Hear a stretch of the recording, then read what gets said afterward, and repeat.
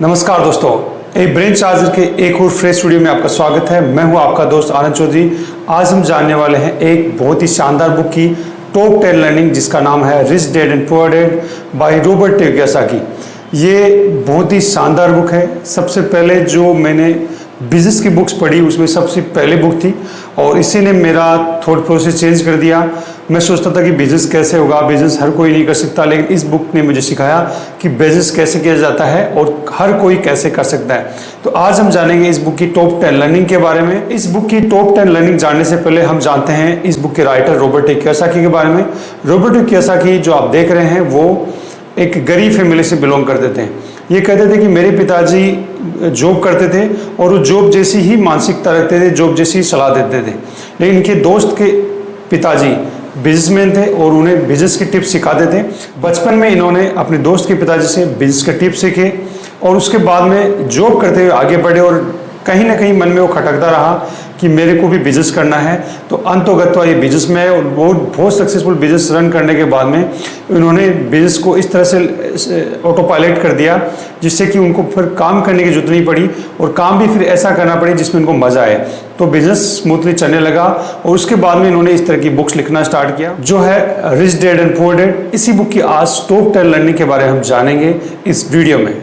तो चलिए शुरू करते हैं इस बुक की टॉप 10 लर्निंग में से। फर्स्ट लर्निंग जो है, आज आप किसी बच्चे को जो सबसे खतरनाक सलाह दे सकते हैं वह यह है कि स्कूल जाओ, अच्छे नंबर लाओ और कोई सुरक्षित नौकरी ढूंढो।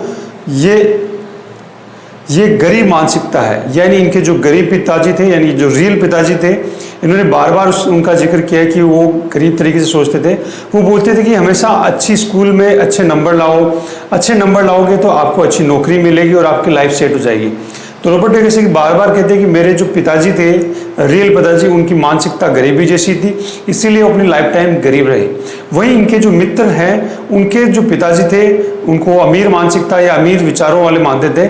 वो ये कहते थे कि मेहनत से पढ़ो ताकि तुम्हें किसी अच्छी कंपनी को खरीदने का मौका मिले। यानी मेहनत से पढ़ो ताकि तुम्हें कोई अच्छी कंपनी खरीदने का मौका मिले। ये उनके मित्र के पिताजी के विचार थे, जो जिनको अमीर विचारधारा या अमीर विचारों के इंसान मानते थे। तो आप यही दोनों विचारों में देखिए कि एक पिताजी बोलते हैं कि अच्छे नंबर इसलिए लाओ कि आपको नौकरी करनी है और आपको अपनी लाइफ उस हिसाब से गुजारनी है। वहीं दूसरे पिताजी अच्छी पढ़ाई के लिए इसलिए प्रेशर करते थे, इसलिए बोलते थे जिससे कि आप अच्छा पढ़ा लिखोगे तो आप अच्छे से अपनी कंपनी को रन कर पाओगे, किसी दूसरी कंपनी को समझदारी से सही रेट पर खरीद पाओगे, तो इसलिए आपको पढ़ना जरूरी है। तो इस तरह से आप देख रहे हैं कि कैसे मानसिकता में बदलाव है। अब हम इसी पहले पॉइंट की ही और मानसिकताओं को देखते हैं कि गरीब डैडी क्या कहते हैं और अमीर डैडी क्या कहते हैं। गरीब डैडी कहते हैं मैं इसे नहीं खरीद सकता, वहीं अमीर डैडी कहते हैं मैं इसे कैसे खरीदूं। जहां गरीब डैडी कहते हैं मैं इसे नहीं खरीद सकता, वहीं अमीर डैडी कहते हैं कि मैं इसे कैसे खरीदूं। यहाँ पे भी आपको मानसिकता का पता चलेगा कि गरीब डैडी हमेशा कहते थे कि मुझसे नहीं हो सकता, तो उनकी मानसिक जो आलस्य का एक प्रतीक था। वही अमीर डैडी कहते हैं कि आप किसी चीज को देखते हो तो सोचो कि आप कैसे उस चीज को खरीद सकते हो। तो गरीब डैडी की मानसिकता के अनुसार मैं इसे नहीं खरीद सकता और अमीर डैडी की मानसिकता के अनुसार कि मैं इसे कैसे खरीद सकता हूँ। इससे आपको डिफरेंस पता चलता होगा कि गरीब डैडी की हमेशा मानसिक आलस्य रहता था कि मुझे ये चीज नहीं चाहिए, मैं चीज नहीं खरीद सकता, वो उनसे चीजें बचते थे। वही अमीर डैडी कहते थे कि किसी भी चीज को आप देखते हो, आपका मन करता है उसे लेने का, तो दिमाग में कम से कम ये प्लानिंग करो कि इसको कैसे आप हासिल कर सकते हो, इस चीज को कैसे खरीद सकते हो। तो ये एक बहुत बड़ा डिफरेंस है जो आपकी मानसिक स्थिति को दर्शाता है, कैसे आप गरीब की तरह सोचते हैं या अमीर की तरह सोचते हैं। गरीब डैडी कहते थे जहां पैसे का सवाल हो सुरक्षित कदम उठाओ, खतरा मत उठाओ और पैसे बचाओ। वहीं अमीर डैडी कहते थे खतरे का सामना करना सीखो और निवेश करो। इस तरह से आप देख रहे हैं कि गरीब डैडी जो कहते थे वो कहते हैं कि पैसे के मामले में आपको रिस्क नहीं उठाना चाहिए, सुरक्षित खेलना चाहिए, अपने पैसे को बचा के रखना चाहिए। वही अमीर डैडी कहते थे कि आपको खतरा उठाना चाहिए, रिस्क उठाओगे तभी चीजें हो पाएगी और रिस्क उठा के आप निवेश करो, लेकिन आपको उसका थोड़ा एनालिसिस कर लेना चाहिए। तो यहाँ पे भी आपको मानसिकता देखने को मिलेगी। आप देखिए कि आपकी किस तरह की मानसिकता है या आपके पिताजी या आपके जो जानकार है वो आपको किस तरह की सलाह देते हैं। वहीं इस फर्स्ट पॉइंट की जो लास्ट पॉइंट निकल के आता है कि गरीब डैडी कहते थे कि आपको पैसे के लिए काम करना चाहिए, पैसे के लिए काम करो, पैसा कमाओ। वही अमीर डैडी कहते थे कि आप सीखने के लिए काम करो, आप पहले पैसे पे फोकस मत करो, आप पहले लर्निंग पे फोकस करो। जितना ज़्यादा आप लर्न करते जाओगे, आपके ब्रेन में बहुत सारी इंफॉर्मेशन इकट्ठी होती जाएगी। आप सब चीज़ों के बारे में सब चीज़ों के बारे में सब कुछ नहीं जाने, लेकिन आप सब चीज़ों के बारे में कुछ कुछ अगर जानेंगे तो आपको बहुत बड़ा फायदा होने वाला है। इस तरह से फर्स्ट जो लर्निंग थी उसमें हमने सीखा कि कैसे गरीब डैडी की मानसिकता काम करती है और कैसे अमीर डैडी की मानसिकता काम करती है। तो आप देखिए आपकी मानसिकता कैसी है, आपकी फैमिली की मानसिकता कैसी है, आपके अड़ोस पड़ोस में जिनकी आप बात मानते हैं उनकी मानसिकता कैसी है। तो यहाँ पे आपको मानसिकता बदलने की तरफ इशारा किया गया है। इस बुक की सेकेंड नंबर जो लर्निंग है वो ये है कि स्कूल और कॉलेज शिक्षा का अंत नहीं, शुरुआत है। देखिए जो इनके अमीर डैडी थे वो ये बोलते थे कि स्कूली शिक्षा खत्म होने के बाद में आपको ये नहीं समझना चाहिए कि स्कूली शिक्षा ले ली आपने, कॉलेज की शिक्षा ले ली तो शिक्षा का अंत हो गया। उस शिक्षा से सिर्फ आप जानना, चीज़ों को एनालिसिस करना सीखते हैं, लेकिन उसके बाद में असली आपकी लर्निंग स्टार्ट होती है। आप लाइफ की लर्निंग लीजिए, बिजनेस की बुक्स पढ़िए, फाइनेंस की इंफॉर्मेशन लीजिए, नई नई टेक्नोलॉजी जो बदल रही है उसकी इंफॉर्मेशन लीजिए। इस तरह से ये जो कॉलेज की और स्कूल की शिक्षा है वो अंत होने के बाद में आपकी रियल आर्थिक शिक्षा की शुरुआत होती है। उसको आपको ढंग से लेना चाहिए, समझना चाहिए और उसी से आपके जीवन में आप बहुत बड़ा कर सकते हैं। अगर आप लचीले हैं, दिमाग खुला रखने के लिए तैयार है और सीखने के लिए तैयार हैं, तो कितने भी परिवर्तन आ जाए, कितने भी इकोनॉमिक डाउनफॉल्स आ जाए, तो आपको कुछ नहीं होने वाला। आप उसमें भी सर्वाइव कर पाएंगे और बहुत बड़ा एम्पायर खड़ा कर पाएंगे। तो यहाँ पे आपको लेखक ने बार बार लर्निंग की शिक्षा दी कि आप जितना हो सके लर्न करते जाइए, अपनी इंफॉर्मेशन को अपडेटेड करते जाइए, आप कुछ ना कुछ इनोवेटिव करें, सीखें, सुधार करें और आगे बढ़े। इस बुक की थर्ड नंबर लर्निंग है कि संपत्ति और दायित्व में अंतर आपको समझना चाहिए। यानी आपके जो एसेट्स हैं, लायबिलिटीज हैं, उनका अंतर आपको पता होना चाहिए कि कौन सी चीज आपके लिए एसेट्स हैं, कौन सी चीज आपके लिए लायबिलिटीज है। यानी संपत्ति ऐसी चीज जो आपकी जेब में पैसा डालती है वो संपत्ति होती है, हमेशा उसमें निवेश करें। दायित्व है यानी लायबिलिटीज ऐसी चीज होती है जो आपकी जेब से पैसा निकालती है। एग्जाम्पल के लिए बहुत सारे लोग मकान खरीदते हैं, मकान को अपनी संपत्ति मानते हैं, लेकिन देखिए मकान आपकी जेब में पैसा डाल नहीं रहा है, जेब से पैसा निकालेगा। उसका मेंटेनेंस का हो गया, उसके और भी कोई खर्चे हो गए तो आपकी जेब से पैसा निकलेगा। लेकिन वही मकान खरीदने के बाद उसको आप रेंट पे चढ़ा देते हैं, रेंट पे दे देते हैं, तो आपके लिए एसेट्स का काम करता है, यानी आपको पैसा कमा के आपकी जेब में डालेगा। यानी ऐसी कोई भी चीज जो आपकी जेब में पैसा डालने वाली है वो आपके लिए संपत्ति है, और ऐसी कोई भी चीज जो आपकी जेब से पैसा निकालती है वो आपकी लायबिलिटीज है। बहुत सारे लोग अच्छी लग्जरी गाड़ी ले लेते हैं तो पेट्रोल के रूप में, उसे मेंटेनेंस के रूप में बहुत सारा पैसा उनकी जेब से निकलता है, तो उसकी लायबिलिटीज है। लेकिन अगर वो गाड़ी खरीद के उससे पैसा कमाने का सोचते हैं, उसको किसी रेंट पे चलाते हैं या वहां से बिजनेस के टूर करते हैं या उसको और किसी पर्पज में काम में लेते हैं जहां से इनको थोड़ी फास्ट गति मिलती है, गति मिलने से वो जल्दी पहुंचते हैं, उनका समय बचता है, उसमें बहुत सारी एसेसरीज होती है जिनसे ये द्वारा वो अपने टाइम को बचा सकते हैं, तो एक तरह से उनका संपत्ति का रूप में काम कर सकती है। तो किस चीज को कैसे आपको लेना है इसकी समझ होनी चाहिए। संपत्ति और लायबिलिटीज यानी दायित्व में आपको अंतर पता होना चाहिए। इस बुक की फोर्थ नंबर लर्निंग है, बहुत ही शानदार लर्निंग है। बिजनेस के मामले में वो अल्टीमेट लर्निंग है। बहुत सारे बिजनेसमैन ये गलती करते हैं, लेकिन आपको इस चीज पे ध्यान देना चाहिए।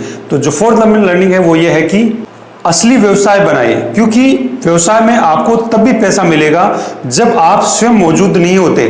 उस समय आप पैसे के लिए काम नहीं करते, पैसा आपके लिए काम करता है। यानी राइटर कहते हैं कि आपको रियल बिजनेस बनाना चाहिए। रियल बिजनेस का मतलब क्या है? ऐसा बिजनेस, ऐसा काम जहां पे आपकी मौजूदगी के बिना भी वो काम चलता रहे और आपको अर्निंग आती रहे। बहुत सारे लोग सेल्फ एम्प्लॉयड होते हैं, छोटी मोटी दुकान खोल लेते हैं और वो अपने आप को बिजनेसमैन मानते हैं कि मैं बिजनेसमैन हूं, लेकिन जब भी वो अपनी दुकान से हटते हैं, अपने काम से हटते हैं, उनको कोई पैसा नहीं आता, यानी वो बिजनेस नहीं है, वो सेल्फ एम्प्लॉयमेंट है। बिजनेस ऐसी चीज होती है जहां पे आप मौजूद नहीं होते फिर भी आपकी अर्निंग आती रहे। कम से कम 6 महीने तक अगर आप मौजूद नहीं हो फिर भी आपकी अर्निंग आती रहे, मतलब आपने बिजनेस को सही तरीके से स्टेब्लिश किया है। तो आपको बिजनेस बनाने में फोकस करना चाहिए, जिससे कि आप ऐसे समय भी अर्निंग कर सके जब आप काम नहीं कर रहे हो। इस बुक की फिफ्थ लर्निंग है कि अमीर बनना चाहते हैं तो तुम्हारे पास पैसे की समझ होनी चाहिए। ज्यादा पैसे से समस्या नहीं सुलझती, पैसे की समझ से समस्या सुलझती है। यानी कि बहुत सारे लोग क्या करते हैं कि उनको लगता है कि मेरे पास बहुत ज्यादा पैसा होगा तो मेरी सारी समस्याओं का समाधान हो जाएगा, मैं सब कुछ बेटर कर पाऊंगा। लेकिन राइटर कहते हैं कि बहुत सारा पैसा होने से आपकी समस्या नहीं सुलझती, पैसे की समझ होने से आपकी समस्याएं सुलझती है। यानी आपको पैसे का पता होना चाहिए, उसको कैसे निवेश करना है, कैसे हैंडल करना है, कैसे खर्च करना है, किन चीजों से पैसा अर्न किया जाता है। इन पैसे की अगर आप समझ को ध्यान देंगे, निवेश पे ध्यान देंगे, पैसे को कैसे सेव किया जाता है, उन पे ध्यान देंगे तो आपके लिए बहुत ही अच्छा होने वाला है, न कि आपके पास बहुत ज़्यादा पैसे होने से आपकी समस्या सोल्व हो सकती है। कई बार आपने देखा होगा कि बहुत सारे लोगों को पैतृक संपत्ति मिल जाती है, लॉटरी निकल जाती है, या उनकी तनख्वाह में भारी बढ़ोतरी हो जाती है। अगर ऐसा होता है तो कुछ समय के लिए तो उनके लिए बेटर होता है, लेकिन कुछ समय बाद उनके हालात वैसे ही हो जाते हैं या उससे भी बुरे हो जाते हैं। आपने देखा होगा कि कई लोग बोलते हैं कि हमारा ये डीए नहीं बढ़ा, हमारी इनकम नहीं बढ़ी, ये पे स्केल नहीं लगा। जब पे स्केल लगता है तो 3-4 महीने तक तो गुडी गुडी फील होता है, अच्छा वाला फील होता है, लेकिन 3-4 महीने बाद में उनको वही ढाल के 3 पात बोलते हैं, ऐसे ढाल। तो सैलरी बढ़ने के बाद में या पैसा बढ़ने के कुछ 3-4 महीने बाद में उनकी वही हालत हो जाती है, क्योंकि उसी हिसाब से उन्होंने खर्चे बढ़ा लिए, उसी हिसाब से अपने जीवन को एडजस्टमेंट कर लिया। तो पैसे ज़्यादा होने से कभी समस्या सोल्व नहीं होती, पैसे की समझ होने से, पैसे का क्या किया जाए वो पता होने से आपकी समस्या का समाधान हो सकता है। इसके साथ में ही पैसे से आपको कड़ी मेहनत करवाना आना चाहिए। बहुत सारे लोग पैसा कमाते हैं, खर्च कर देते हैं, कभी ये नहीं सोचते कि उस पैसे को कैसे धंधे पे लगाया जाए, कैसे वो पैसा आपके लिए और पैसा कमा के लेके आए। ये अगर आप विचार करेंगे तो आपकी पैसे की समस्या या कोई और भी समस्या है तो वो सोल्व हो सकती है। इस बुक की 6 नंबर लर्निंग है वो बहुत ही यूजफुल है, स्पेशली यंग जनरेशन के लिए। जब कैश फ्लो बढ़ता है तब आप कुछ विलासिता की चीजें खरीद सकते हैं। अमीर लोग विलासिता की चीजें सबसे बाद में खरीदते हैं। यहाँ पे राइटर कहना चाहते हैं कि आपके पास एक सर्टेन अमाउंट से ज्यादा पैसा होने लगे तो उस पैसे को आप दोबारा निवेश करें। दोबारा निवेश करने के बाद में उस पैसे से वापस आपके पास पैसा आता है तो उसको दोबारा निवेश करें। यानी आपके पास बहुत ज्यादा इनफ लिक्विड फंड आ जाए, लिक्विड मनी आ जाए, और उसके बाद में आप लगता है कि आपने बिजनेस से 3-4 रन कर रहे हैं, अच्छा बिजनेस रन कर रहे हैं, या उसी बिजनेस में आपने 3-4 बार निवेश कर दिया उस पैसे को। उसके बाद में आपके पास जो पैसा आता है उसको आपको अपनी विलासिता यानी अपने जो शौक है वो पूरे करने के लिए पैसा खर्च करना चाहिए। बहुत सारे लोगों को आपने देखा होगा कि उनकी हालत तो खराब हो रही होती है, बिजनेस तो चल नहीं रहा होता है, लेकिन वो कभी नया मोबाइल ले आते हैं, कभी गाड़ी लेके आते हैं, कभी और कुछ लेके आते हैं, जबकि आपको ये चीजें बाद में खरीदनी चाहिए। जैसे कि एग्जाम्पल, आप पैसा कमाते हैं, बिजनेस में लगाते हैं, फिर पैसा कमाते हैं, फिर अपने बिजनेस में लगा लेते हैं, और फिर जो पैसा आता है यानी आपका बिजनेस बहुत ज्यादा बड़ा हो जाता है, बहुत ज्यादा ऑटो पायलट हो जाता है, उसके बाद में आपको पैसे को विलासिता की चीजों में खरीदना चाहिए। अगर उससे पहले आप कोई चीज खरीदना चाहते हैं तो इस तरह से खरीदिए कि वो कहीं ना कहीं आपके बिजनेस के लिए उपयोगी हो। अगर वो बिजनेस के लिए उपयोगी है तब आप उस चीज को खरीद सकते हैं। इसी बात को मैं थोड़ा और एक्सप्लेन करता हूं कि संपत्ति, जैसे मैंने पहले बताया था आपको कि संपत्ति हमेशा आपकी जेब में पैसा डालती है।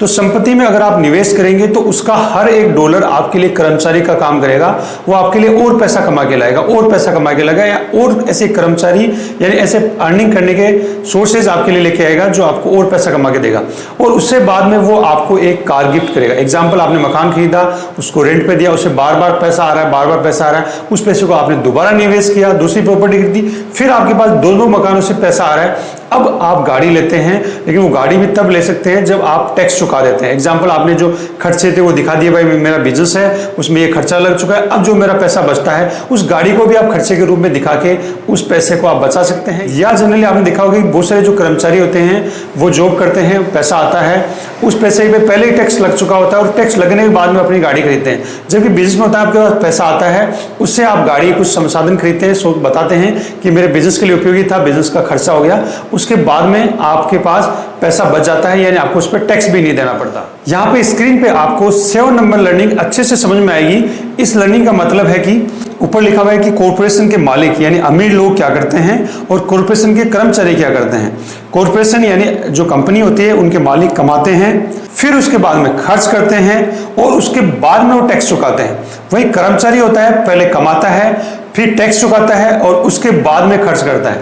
तो पिछले 6 नंबर लर्निंग में ऑलरेडी मैंने इसको एक्सप्लेन किया है, लेकिन दोबारा आपको बताना चाहूंगा कि जो एग्जाम्पल के लिए बिजनेसमैन होता है वो क्या करता है कि पहले पैसा अर्न करता है, अर्न करने के बाद में वो खर्च करता है। जैसे मुझे इस चीज में खर्च हो गया, इतना एक्सपेंसेस हो गया, इतना सैलरी में चला गया, वो सब चीजें दिखाता है। उसके बाद में जो पैसा बचता है उस पर उसको टैक्स देना पड़ता है, यानी जो उसके पास बच गया।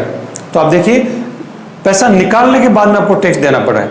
वहीं जो कर्मचारी होता है पहले कमाता है, पहले टैक्स चुकाता है कि आपकी टोटल अर्निंग कितनी हो गई भैया, वो चुकाता है। उसके बाद में जो पैसा बचता है उसमें से वो खर्च कर पाता है, यानी उसको पूरे पैसे पे टैक्स देना पड़ता है, तो उसका टैक्स ज्यादा भी लगता है। कई बार हम सोचते हैं कि बिजनेसमैन का टैक्स ज्यादा लगता है, लेकिन बिजनेसमैन को इस तरह का फायदा मिलता है कि वो अपने खर्चे के बाद में टैक्स देता है। तो उसको कम पैसे पे खर्च देना पड़ता है। हाँ, उसका अमाउंट ज़्यादा होता है, अमाउंट ज़्यादा तो उस हिसाब से उसको पैसा टैक्स के रूप में देना पड़ सकता है। लेकिन आप देखिए कि अगर आप देखिए कि सेम अमाउंट हो तो बिजनेस में पहले खर्चा दे सकता है, उसके बाद में टैक्स देता है। और कहीं ना कहीं अगर उसी तरह की इनकम अगर आपको ज़्यादा आ जाए तो आपको बहुत ज़्यादा पैसा देना पड़ता है। तो आपको ये चीज़ सोचनी चाहिए कि आपको बिजनेस बनाने पर फोकस करना चाहिए, जिससे कि आप खर्चे के बाद में टैक्स दे पाए, यानी अपनी कड़ी खून पसीने की कमाई आप अपना खर्चा निकाल के, अपने संसाधन जुटा के उसके बाद में उसमें से टैक्स दें, जिससे कि आपको नुकसान कम उठाना पड़े। यहाँ पे बहुत सारे लोग ये भी बोलेंगे कि आप सरकार से टैक्स की चोरी करने की बात कर रहे हैं। सरकार से टैक्स चोरी की बात नहीं है, ये सरकार ने ऑलरेडी फैसिलिटी जो बिजनेस करने वाले हैं उनको दी है, जिससे कि रोजगार और पनप पाए, बिजनेसमैन और बड़ा बिजनेस कर पाए। ये ऑलरेडी ये अमेंडमेंट में शामिल है। इस बुक की 8th नंबर लर्निंग बहुत ही शानदार लर्निंग है और वो मेरे जीवन में बहुत ही फिट भी बैठती है। बहुत सारे लोग शैक्षणिक जीवन में बहुत अच्छी चीजें कर लेते हैं लेकिन उसके बाद में कुछ नहीं। तो आपके स्क्रीन के सामने आपको दिखाई देगी इस बुक की 8 नंबर लर्निंग, जिसको आप सीख के बहुत अच्छा कर सकते हैं। इस बुक की 8 नंबर लर्निंग है, शैक्षिक माहौल के बाद असली जिंदगी में अच्छे नंबरों से ज्यादा महत्वपूर्ण चीजें है वो ये है कि आप में गट्स होना चाहिए, आप में बहादुरी होनी चाहिए, आप में चालाकी होनी चाहिए, आप में साहस होना चाहिए, आप में निरंतरता यानी कॉन्टिन्यूटी होनी चाहिए, आपके अंदर प्रतिभा होनी चाहिए और आप में जोखिम लेने की क्षमता होनी चाहिए। देखिए, बहुत सारे लोग अपने एकेडमिक यानी कॉलेज के दौरान तो बहुत अच्छा कर लेते हैं, लेकिन उसके बाद में वो अपनी जिंदगी में बहुत अच्छा नहीं कर पाते। उसका रीजन ये होता है कि उनमें साहस नहीं होता, वो परिवर्तन को एक्सेप्ट नहीं कर सकते, वो निरंतर चीजें नहीं करते, उनमें गट्स नहीं होता, वो थोड़ा इंटेलिजेंट नहीं होते चीजों को लेके, या वो लर्न करने के लिए तैयार नहीं होते, वो जोखिम नहीं उठाना चाहते, इसलिए वो सिर्फ एकेडमिक जीवन में ही सक्सेसफुल होते हैं, उसके बाद में नहीं। लेकिन बहुत सारे लोगों को आपने देखा होगा वो अपने एकेडमिक ईयर्स यानी स्कूल या कॉलेज की पढ़ाई के दौरान बहुत अच्छे नहीं थे, लेकिन उनमें साहस, जोखिम उठाने का जो मादा है, गट्स है, बहादुरी है, इंटेलिजेंस है, मतलब चीजों को समझने की वो बहुत अच्छी होती है। तो वो अपने एकेडमिक लाइफ में तो बहुत अच्छा कुछ नहीं कर पाते, लेकिन उसके बाद में वो अपने फाइनेंशियल लाइफ में, अपने बिजनेस में बहुत अच्छा कर पाते हैं। यही डिफरेंस होता है सिर्फ एक कॉलेज और स्कूल की एजुकेशन और उसके बाद में आर्थिक एजुकेशन, या आपको एक कॉन्फिडेंस, एक विश्वास की जो आप लर्निंग लेते हैं, जो आपके अंदर बिल्ड होता है, उसके साथ में आप बहुत अच्छा कर पाते हैं। इस 8 नंबर लर्निंग के साथ में राइटर ने एक बात कही कि जो प्रतिभा होती है वो कहीं ना कहीं आदमी का सबसे बड़ा दुश्मन होती है। बहुत सारे लोग एक फील्ड में एक्सपर्ट होते हैं, लेकिन उनमें एक गट्स नहीं होते, बहादुरी नहीं होती, जोखिम लेने का वो मादा नहीं होता, इसलिए वो सक्सेसफुल नहीं हो पाते। तो प्रतिभा के साथ साथ में आपको ये भी चीजें आप में होनी जरूरी है, तो इसके लिए आपको काम करने की जरूरत है। इस बुक की 9 नंबर लर्निंग आज के समय में बहुत ही सटीक बैठती है। वो ये है कि पहले जिसके पास जमीन होती थी, यानी जमीन को संपत्ति माना जाता था, यानी पहले जिनके पास जमीन होती थी वो अमीर माने जाते थे, लेकिन आज सूचना का युग है, इसलिए जिस आदमी के पास जितनी ज्यादा और जितनी जल्दी सूचनाएं होती है वह अमीर होता है। आपने देखा होगा कि आज के समय में जो सूचनाएं है, इंफॉर्मेशन है, वो प्रकाश की गति से यहां वहां ट्रेवल कर रही है। आपने हाल ही में देखा होगा कि इंफॉर्मेशन टेक्नोलॉजी का आज युग है। मैं इस रूम में बैठा हूं, आपको देखने को मैं बोलूंगा इस रूम में क्या है, बोलोगे एक रिंग लाइट है, एक बुक है, एक चेयर है, एक मैं हूं, लेकिन यहाँ पे बहुत सारी सूचनाएं हैं। आप देखिए इंटरनेट की जो सूचनाएं हैं आपके चारों तरफ भरी पड़ी है। आप जैसे ही मोबाइल का डिवाइस ऑन करते हैं, डाटा ऑन करते हैं, आपके मोबाइल में वो सूचनाएं आने स्टार्ट हो जाती है। यानी जिस आदमी के पास आज जितनी सूचनाएं हैं, अब सूचनाओं का मतलब सिर्फ इंटरटेनमेंट या मनोरंजन नहीं है, सूचनाओं का मतलब बिजनेस की, आगे बढ़ने की, परिवर्तन जो आगे होने वाले हैं उनके बारे में जितनी अच्छी जानकारियां हैं, वो आज इंसान उतना ही पावरफुल है, इतना ही बड़ा सक्सेसफुल होने वाला है। आपने चीज देखी होगी कि पहले के जमाने में एक आदमी को बिजनेस करने में या करोड़पति बनने में, बिलियनर बनने में बहुत ज्यादा समय लगता था, लेकिन आज के समय में आपने देखा कि बहुत सारे लोग बहुत जल्दी बिलियनर बन जाते हैं। आपने देखा होगा कि बहुत सारे जो ओल्ड बिजनेसमैन है उनकी पीढ़ियों के बाद में आज वो बड़े बिजनेसमैन बन पाए। लेकिन वहीं आप देखिए इलोन मस्क, जे बेजोस, मार्क जेंगमा, फेसबुक के फाउंडर मार्क जकरबर्ग, ये सभी एक ही जीवन में इतने सक्सेसफुल हो गए क्योंकि ये सभी ने इंफॉर्मेशन टेक्नोलॉजी का यूज किया, सूचना का, संसाधनों का यूज किया, उसके बाद में बहुत पैसा उन्होंने बनाया। तो आपको भी सोचना चाहिए कि कैसे आप सूचना का जो संसार है उसमें एंट्री ले सकते हैं। जितनी ज्यादा आपके पास सूचना होगी, इंफॉर्मेशन होगी, या जितनी ज्यादा सूचना आप लोगों तक पहुंचा सकते हैं, उसी में पैसा, उसी में खजाना छुपा हुआ है। यानी आज नए जमाने की संपत्तियों को आप किसी सीमा दायरे में नहीं बांध सकते। जैसे पुराने जमाने में फैक्ट्रियां, जमीन होती थी, आज सूचनाएं आपके चारों तरफ हैं। आप बिजनेस अपनी दुनिया में कहीं भी फैला सकते हैं। वो सिर्फ आपकी सूचनाओं और इन्फॉर्मेशन के आदान प्रदान के स्पीड पे डिपेंड करता है, आपके नॉलेज और इन्फॉर्मेशन पर डिपेंड करता है कि आप कितनी ज़्यादा वो रख पाते हैं, कितनी ज़्यादा आप अपडेटेड हैं। इस बुक की 10th नंबर लर्निंग आपके लिए बहुत ही उपयोगी हो सकती है। ये लास्ट लर्निंग हमारी रहेगी। इसको थोड़ा ध्यान से समझने की कोशिश करें कि राइटर यहाँ पे क्या कहना चाहता है। यानी हमारी सबसे इकलौती और सबसे शक्तिशाली पूंजी है हमारा दिमाग। इसे अच्छी तरह प्रशिक्षित करें तो यह एक पल में ढेर सारी दौलत बना सकता है। यानी आपका दिमाग है वो सबसे इकलौती, यानी आप अपने जन्म के साथ में वो चीज़ आपके साथ रहती है, आपको उसको धीरे धीरे बिल्ड करना पड़ता है, पॉलिश करना पड़ता है, वो आपका दिमाग। और आपके पास सबसे बड़ी और सबसे पावरफुल संपत्ति होती है आपका दिमाग। यानी आप सीखने पे ध्यान लगाइए। पहले के ज़माने में जितने राजा महाराजा होते थे, जिनके पास जो संपत्ति होती थी, वो आज आप एक पल में बना सकते हैं। वो सोच भी नहीं सकते थे कि इतनी संपत्ति हो सकती है क्या। हाल ही में मैं एक टीवी चैनल पे देख रहा था कि वहाँ पे बताया है कि लगभग 200 साल पहले 1 करोड़ रुपए में एक महल बना, बहुत बड़ा महल बना। वैसा महल आज 1 करोड़ रुपए में नहीं बन सकता, लेकिन आज 1 करोड़ रुपए बनाना बहुत ही ईजी हो चुका है। तो आज चीज़ों को आपको समझना चाहिए। 1 करोड़ से 10 करोड़, वो पहले 1 करोड़ रुपए जैसे मुश्किल से बन पाते थे, उतना रुपया आप वो पहले बहुत समय लगता था, तब जाके आप इतना पैसा बना सकते थे।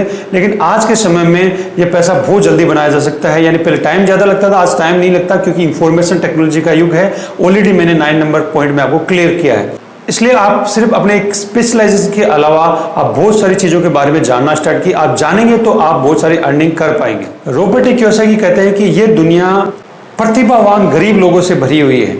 यानी उनका जो गरीबी का कारण है वो उनका ज्ञान नहीं है, गरीबी का कारण है उनका अज्ञान। यानी वो एक ही चीज़ के बारे में सब कुछ जानते हैं, जबकि जो बिजनेसमैन होते हैं, पैसे वाले लोग होते हैं, वो सभी चीज़ों के बारे में थोड़ा थोड़ा जानते हैं, जिससे कि वो सब चीज़ों को मेंटेन कर पाते हैं, मैनेज कर पाते हैं। अगर आप सिर्फ एक ही चीज़ को पकड़ लेंगे, एक सब्जेक्ट को पकड़ लेंगे, उसी में मास्टर हो जाएंगे, लेकिन आपको फाइनेंस का कोई पता नहीं है, तो आपके पास जो पैसा आएगा वो रुक नहीं पाएगा। उस पैसे को बार बार आप निवेश नहीं कर सकते, उसे बिजनेस नहीं बना सकते, उसको आप लीवरेजिंग के रूप में इस्तेमाल नहीं कर सकते। तो आपको सभी चीज़ों के बारे में थोड़ा थोड़ा पता होना चाहिए। तो अल्टीमेटली बात ये निकल के आती है कि लंबे समय में आगे जाके देखें आप तो जो शिक्षा है, जो लर्निंग है, जो एजुकेशन है, आप अलग अलग तरीके की रखते हैं, वो पैसे से भी ज़्यादा पावरफुल होती है। बहुत सारे लोग पैसे के लिए काम करते हैं, जबकि हमें पैसे के लिए नहीं, सीखने के लिए काम करना चाहिए। अगर आप सीखने के लिए काम करेंगे तो एक दिन पैसा तो पीछे आपको फॉलो करने वाला है। तो इस तरह से आपने देखा कि रॉबर्ट कियोसाकी ने बिजनेसमैन बनने के लिए बहुत अच्छी शिक्षाएं दी है, पैसे को निवेश करने के लिए, पैसे को मैनेज करने के लिए, आपको लाइफ में सक्सेसफुल होने के लिए। इस बुक को आप परचेज कर सकते हैं। इस बुक को परचेज करने का लिंक मैं डिस्क्रिप्शन में डाल रहा हूं, वहां से बुक परचेज कर सकते हैं। साथ में आई बटन पे आपको लिंक मिल जाएंगे, वहां पे इस तरह की बुक्स की आपको इंफॉर्मेशन और मिलेगी, जिससे कि आप एक अच्छा बिजनेस खड़ा कर पाए और अपनी लाइफ में सक्सेसफुल पाए। अगर आपको हमारा वीडियो अच्छा लगा तो हमारे चैनल ए ब्रेन चार्जर को सब्सक्राइब कीजिए, बेल आइकन को क्लिक कीजिए, जिससे कि आने वाली वीडियो की नोटिफिकेशन सबसे पहले आपको मिल पाए और आप अपने जीवन में सक्सेसफुल हो पाए। इसी के साथ मैं विदा लेता हूं। नेक्स्ट वीडियो में दोबारा मुलाकात होती है। Thank you.